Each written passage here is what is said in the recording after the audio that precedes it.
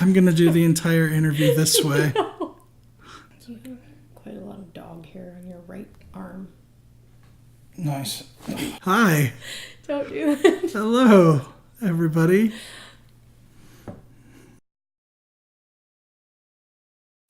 No, we're not doing that. What's up, everybody? It's Scott.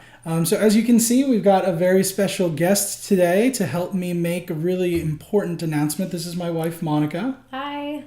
But before we get to the announcement itself, I just wanted to take a bit to recap. So a couple of weeks ago, I made a video that was really difficult video for me to make. And in that video, I basically just kind of admitted that even though I'd started last year, really devoted to wanting to lose weight and wanting to get my life in a better place, I basically just fell off the wagon. I came to the realization that if I was going to be successful this time around on my weight loss journey, I actually needed to make a lot more radical changes than just altering what I eat and how often I exercise.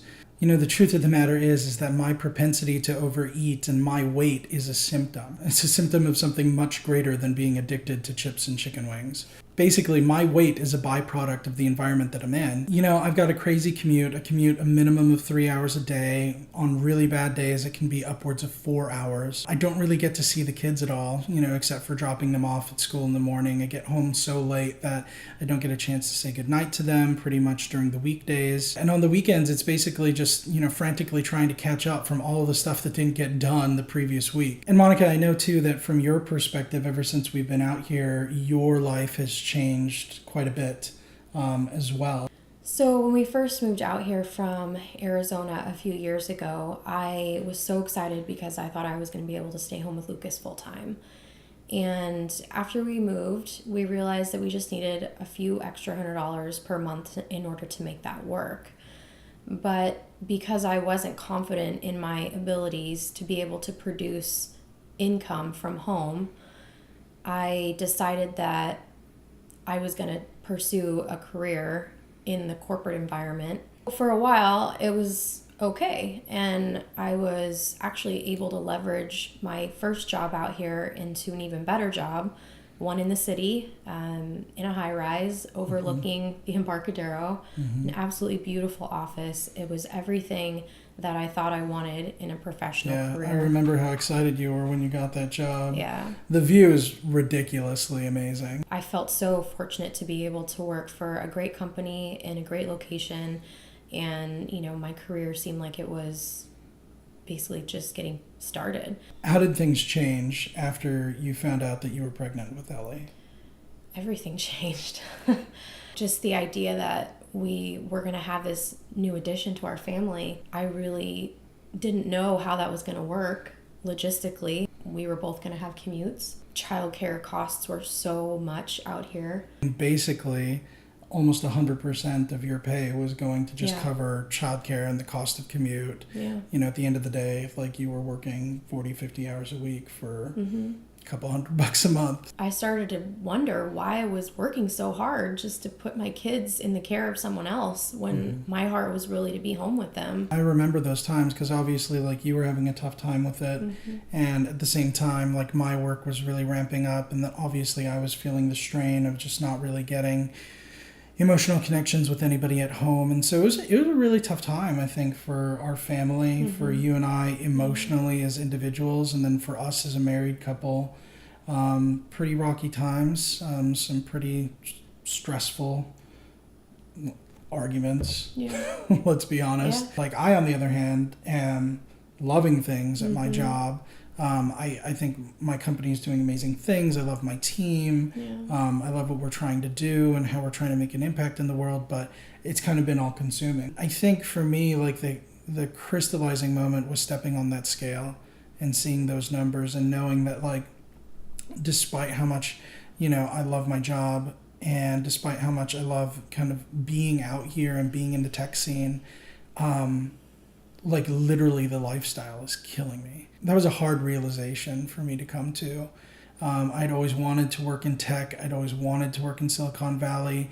I'd finally started getting traction in my career, and I realized that even though the career part of it was everything that I wanted it to be, everything else in my life was just basically crumbling underneath me. So that's a really long wind up. So the announcement, we had to make a decision. Were we just going to go with the flow and hope that everything worked itself out in the end? Or were we going to start designing the life that we wanted? So I guess this started with me doing something really kind of extreme, a little bit crazy, with Monica's permission, of course. She has to sign off on all major life decisions and minor purchases. Monica and I have been talking for a long time about the environment in which we want to raise our kids. And even though the Bay Area is fantastic and the culture is great and there's just so much diversity and so much awesome stuff to do here, it's not the greatest place to raise young kids. Not unless you've got like way more money than than we have. So we kind of thought about like what are the cities out there that have the right mix of just cool people, relatively affordable cost of living, where we can really see ourselves growing and raising a family. So today in this video, we're announcing that as of early July, we're actually going to be starting our trek to move to Austin, Texas. We actually purchased a house there. It'll be closing in late July. We'll be moving from California in early July and spending a couple of weeks with my folks just while the house is being finalized and the move is being finalized and things like that. But as of late July, we will be Texans. Howdy, I guess is in order. Howdy, y'all. I'm going to have to trade my flip-flops for cowboy boots. We're obviously really excited about it. The implications are huge for our family. So I think the obvious question is what are we going to be doing for work? Like I said, I love the people that I work with. I love the company and what we're trying to accomplish. And I wasn't really in a hurry to work for anybody else. So while finding a new job in Austin would have probably been the easiest thing, I decided that just didn't feel right. It didn't feel like the right thing to do, to leave my team stranded and give them 2 weeks notice. It just wasn't what I wanted to do. And honestly, I couldn't see myself working at another company, not at this pivotal stage. And so I chose the path of radical honesty, and I told my boss exactly what was going on in my life and why I felt that I needed to move. He said he gets it. Yeah. And to my surprise, he said he gets it. And so long story short, we were able to work out a solution whereby I work from home about half the time. And then the other half of the time I fly in for, 4 or 5 days. And I get to visit with my team and have strategic meetings. But bottom line, I'll spend 9 out of every 14 days at home. And I'll be able to tuck the kids in at night and have a story. And instead of spending 3 hours commuting to and from work, I'll be able to take that time and invest in my health. Take walks in the morning, go to the gym, spend a little bit of time connecting with family over breakfast. I mean, these are just things that I've wanted for so long. While that's super exciting that my employer would even think about doing something like that, I think the most exciting part of this is what Monica's going to be doing after we move. So you want to kind of share a little bit of that? Sure. So it's really hard for me to even talk about this without getting choked up because such an amazing answer to prayer. But I'm going to be able to stay home with our babies. I can't even tell you how happy I am that I'm going to be able to do that.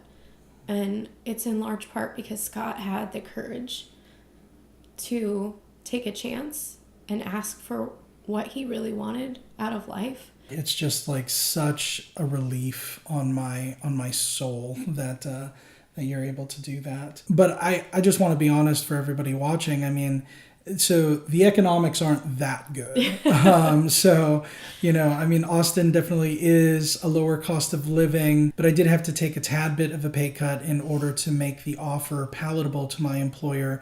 Had to kind of offset some of the cost of travel that I'd have to incur by flying over every other week. They were more than generous and more than fair. But the fact of the matter remains that from a budgetary perspective, we're in that situation once again where on a month-to-month basis, there's still a little bit of a deficit. And so while you do get to stay at home with the kids, I think it's worth sharing, what you plan to do this time around that'll be different than last time around. How are you going to reboot your career decisions? So this time around, I'm getting out of my comfort zone. I'm pushing myself to do something that's been on my heart for a while, and that's to start my own business where I can help encourage and empower women especially. So something I've realized working in corporate America is that I've worked really hard, especially over the last couple of years, to get where I am. And I've increased my salary pretty significantly. Yeah, but I mean, even with your salary increasing as much as it has, it's still just barely enough to cover the cost of childcare. Yeah, it is. And so at the end of the day, when I come home, I don't feel good about spending the kind of time that I'm spending away from my family. I mean, someone else is basically raising our kids, and I'm not going to get to see them grow up if something doesn't change. She's fantastic, by the way. Ellie's nanny. She's amazing, and we love her. Yes, but I mean, still, I mean, I think the point is that, you know, as great as she is, she'll never be you. Yeah. So my business is called Limitless Team Enterprises. And what we're going to do is we're going to come alongside women and help them to reach their maximum potential in their career, their family life, their health, and in their relationships. Ladies, if my story has resonated with you at all, maybe you're in corporate America and your heart is really to be home with your kids, but you don't know how to make that transition. Or maybe you're already home with your kids and your finances are really tight and you want to be able to contribute, but you don't know how. Please know that you were built for great things. You are stronger than you think, and your potential is limitless. And I really do want to be able to come alongside and help you. Really, that's what Limitless Team is all about. I kind of got chills. I mean, can you help me? I'll just focus on weight loss, and then you can change the world. Yeah, so Monica's got a couple of videos in the pipeline that she'll be posting shortly for those of you who are interested in finding out a little bit more about what she's doing. She's also got a website. What's your web address? It's limitless.team.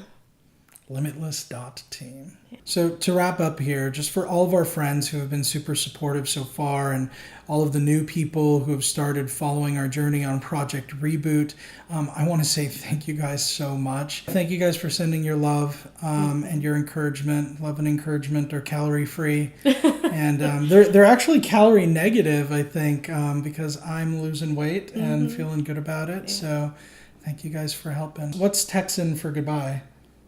Howdy isn't like aloha, right? It's no.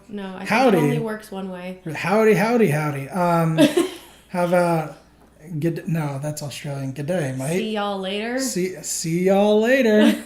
All right, guys. See y'all later.